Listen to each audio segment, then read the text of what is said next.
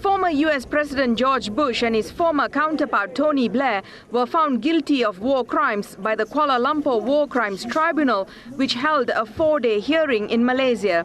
The 5-panel tribunal unanimously decided that Bush and Blair committed genocide and crimes against peace and humanity when they invaded Iraq in 2003 in blatant violation of international law.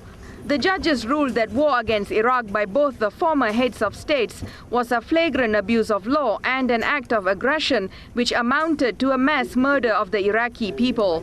Bush and Blair are found guilty under the same law that applied to the Nazis after the end of World War II.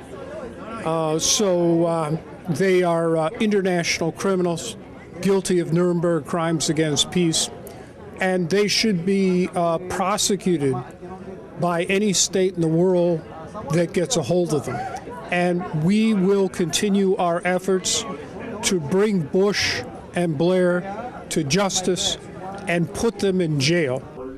In their verdict, the judges said that the United States, under the leadership of Bush, forged documents to claim that Iraq had weapons of mass destruction.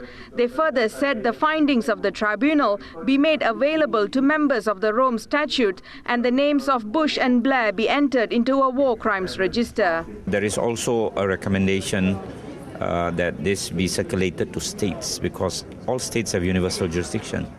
And therefore, whenever Bush or Blair appear within their shores, there is an obligation under international law to commit these criminals, international war criminals, through the justice system.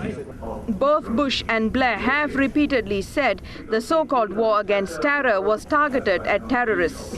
Lawyers and human rights workers who are present here today say that the verdict by the tribunal is a landmark decision, and the Kuala Lumpur War Crimes Tribunal say that they would persuade and lobby with the International Criminal Court to charge former US President George Bush and former British Prime Minister Tony Blair for war crimes charges. Maheshwari Ramakrishnan, Press TV, Kuala Lumpur.